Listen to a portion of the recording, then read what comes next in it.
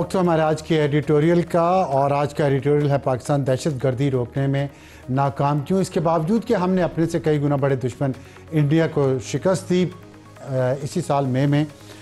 उस पर मैं आपको एक 16 अप्रैल 2025 का फील्ड मार्शल आसिम मुनीर साहब का एक शॉर्ट सुनाना चाह रहा हूँ। You think terrorists, they can take away the destiny of the country from us? If 1.3 million Indian army with all their wherewithal, if they cannot intimidate us and they cannot coerce us, these terrorists can subdue the armed forces of Pakistan. Balochistan जो है, जो कि पाकिस्तान की destiny है, पाकिस्तान के माथे का झूमर है, तुम 1500 बंदे कहोगे कि जी हम इसको ले जाएंगे, तुम्हारी अगली 10 नस्लें भी नहीं लेके जा सकती। You will see that we will beat the hell of these terrorists very soon. आपने ये गुफ्तगू सुनी 16 अप्रैल को, और उसके बाद हमने देखा तकरीबन एक महीने के अंदर अंदर हमने इन अल्फाज को सच साबित कर दिखाया इंडिया की हद तक, और इंडिया को शिकस्त हुई जिसको पूरी दुनिया मानती है कि वाकई पाकिस्तान की फ़ौज ने वो काम किया, तो अपने से बड़ी फ़ौज 13 लाख की फ़ौज, और उसको दुरुस्त कर दिया। लेकिन हम देख रहे हैं कि उसके बाद हमें उम्मीद थी कि बलूचिस्तान में और खैबर पख्तूनख्वा में दहशतगर्दी कम होगी, लेकिन नहीं कम हो पा रही, और मुसलसल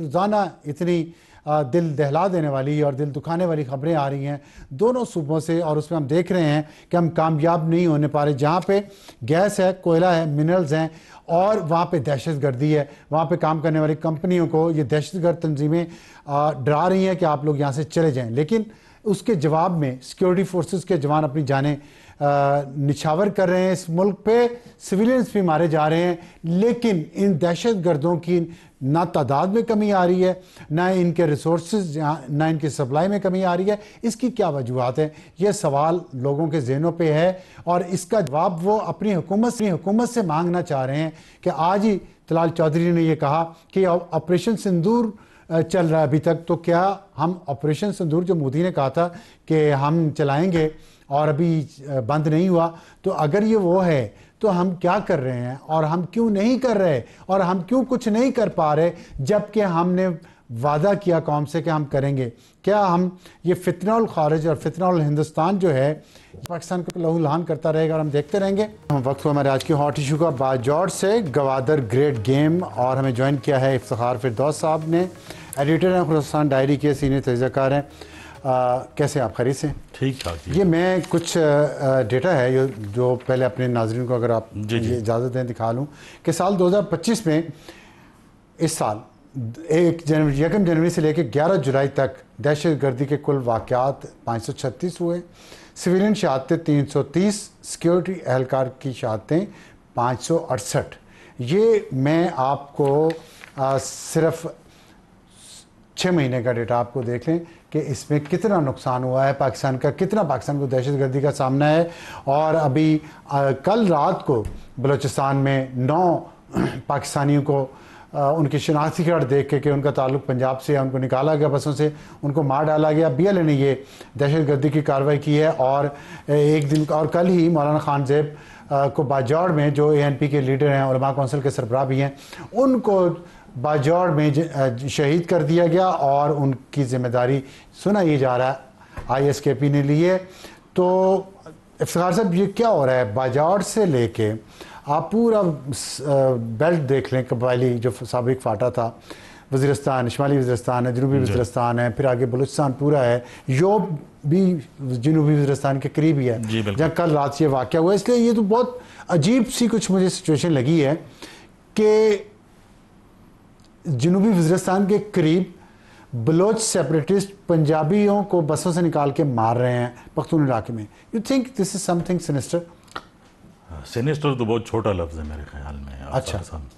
और जो सिचुएशन बनते हुए जा रही है, लाइक ये तो आप वो स्टैटिस्टिक्स बता रहे हैं जो कंजर्वेटिव स्टैटिस्टिक्स हैं जी, जो ओपन सोर्स से यूजुअली जो है हम कलेक्ट करते हैं कि इंसिडेंटल डेटा जो है वो आता है। मेरे ख्याल में अगर इसको आप ट्रायंगुलेट करें जियोग्राफिकल लोकेशंस के साथ, और इसके ऊपर एक और लेयर जो है वो चढ़ा दें कि कौन सी जगहों से आपकी इकोनॉमी जो है वो फ्यूचर में जनरेट होगी, तो ये आपको एक बहुत ग्रिम, ऐसे भी सिनिस्टर बहुत छोटा लफ्ज़ है, that's why I am saying future इसकी फोरकास्टिंग जो है वो बहुत डेंजरस है। क्योंकि अभी जो हम देख रहे हैं इट्स नॉट जस्ट, और आपके स्टैटिस्टिक्स में भी वो बात जो है वो वाज़ेह है कि सिविलियन शहादतें इसमें कम हैं और सिक्योरिटी फोर्सेस की शहादतें जो है वो ज़्यादा हैं। जी ऐसे ही है। और ये आपको 330 सिविलियन हैं, सिक्योरिटी के 568। जी बिल्कुल।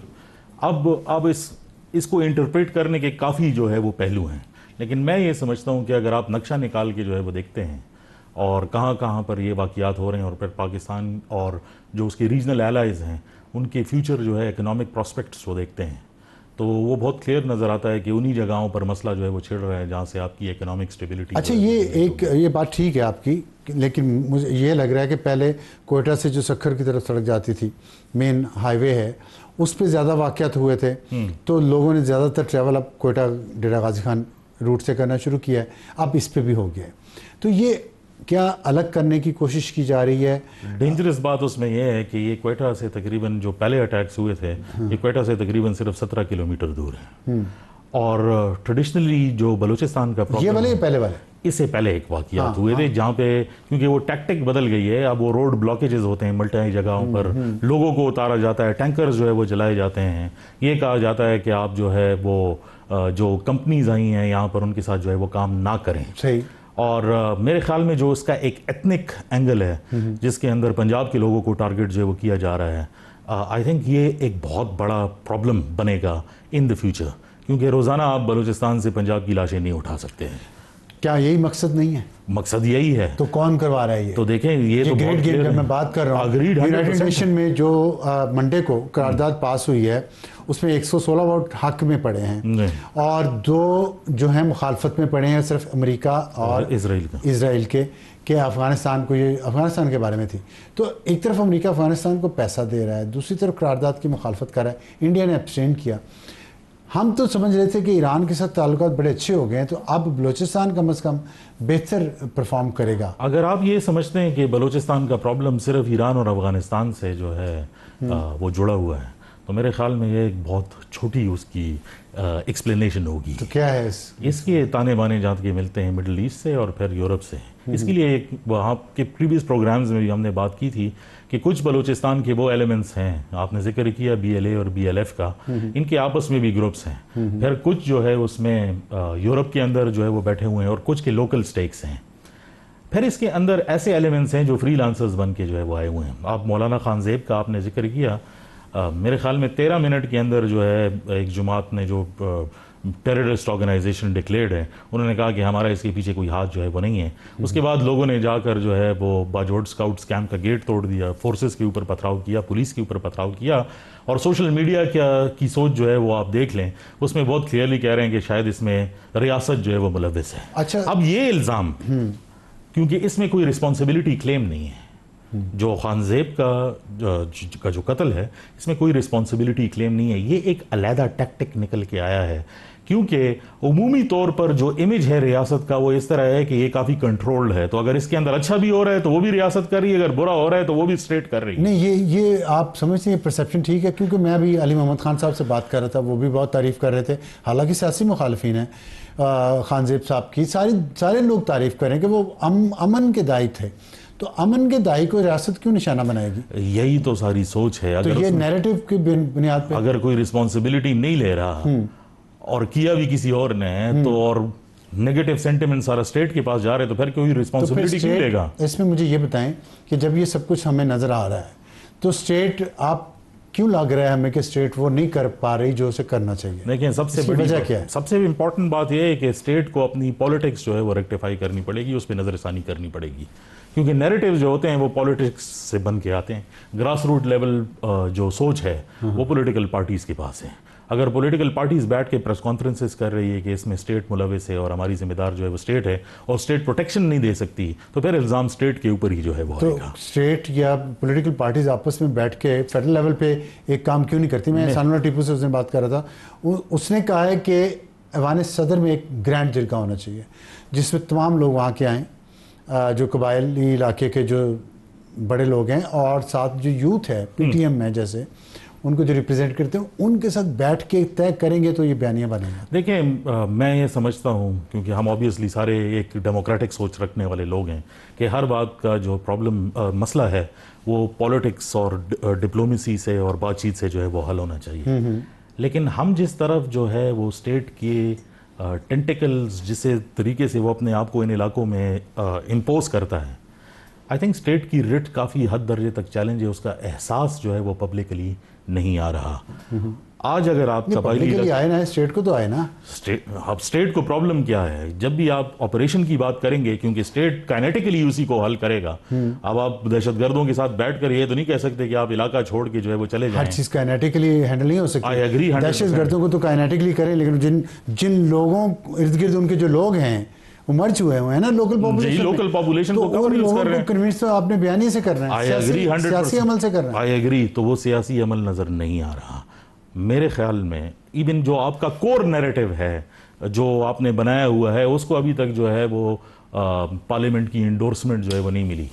और मेरे ख्याल में, and I will be very honest on this front, सियासतदानों से आप भी बात करते हैं, हम भी बात करते हैं, वो समझते हैं कि सिक्योरिटी मसाइल जो है वो शायद फौज का मसला है और वही इसको हल करेगा, वही हल करेंगे, हमें इसमें जो है वो ना ये तो हम भी समझते हैं कि सिक्योरिटी की कोई बात होगी तो हम फौज की तरफ, लेकिन मेरे ख्याल में ये जंग अब उससे आगे चली गई है। नहीं, ये एहसास कौन दिलाएगा फौज को भी और हुकूमत को भी कि जब ये सिक्योरिटी की बात हो रही है, इसमें पार्लियामेंट और फौज दोनों की मौजूदगी ज़रूरी है।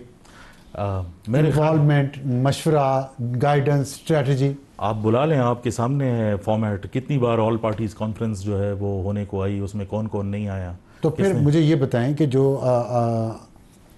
आर्मी चीफ ने कहा था कि हम भारत को शिकस्त दे सकते हैं, दे भी दी, तो हम ये इनको क्यों नहीं काबू कर पाए? देखिए, एक कन्वेंशनल वॉरफेयर है, उसमें तो आपका आसानी नहीं है, आपने ये बता दिया। अब आपके दुश्मन आएंगे, उन ये सिर्फ पाकिस्तान का नहीं है, ईरान ने जो है वो, इजराइल ने ईरान में करके देख लिया, मुल्क नहीं पता कर सका। इंडिया ने ईरान के ऊपर, जो पाकिस्तान के ऊपर अटैक किया, उस तरह के रिजल्ट्स नहीं है जिस तरह वो जानते हैं। रशिया यूक्रेन लगे हुए हैं, 3-4 साल हो गए वो लगे हुए। इजराइल और जो है वो फ़लस्तीन के अंदर लगे हुए, उसके भी कोई रिजल्ट ऐसे नहीं, आखिर में नेगोशिएशंस ही जो है उसका हल होगी। ये बात अब तय हो चुकी है कि जो ग्लोबल सिनेरियो है उसके अंदर जो मॉडल है डिस्टेबलाइजेशन का, वो एसिमेट्रिक वॉरफेयर होगा, अनकन्वेंशनल। अब उसका अनकन्वेंशनल, एक बात सिर्फ आखिरी, अनकन्वेंशनल मॉडल्स के लिए आपको अनकन्वेंशनल रास्ते इख्तियार करने पड़ेंगे, रियासत को नए तौर तरीके ईजाद करने पड़ेंगे एंगेजमेंट के। मेरे ख्याल में जो ट्राइड एंड टेस्टेड मॉडलिटीज़ हैं सन 2000 की से लेकर सन 2015 तक, मेरे ख्याल में वो ऑब्सोलीट हो चुकी हैं, चीज़ें मुकम्मल तौर पे बदल चुकी हैं। अनकन्वेंशनल तरीकों वॉर के लिए अनकन्वेंशनल स्ट्रेटजी चाहिए। बहुत शुक्रिया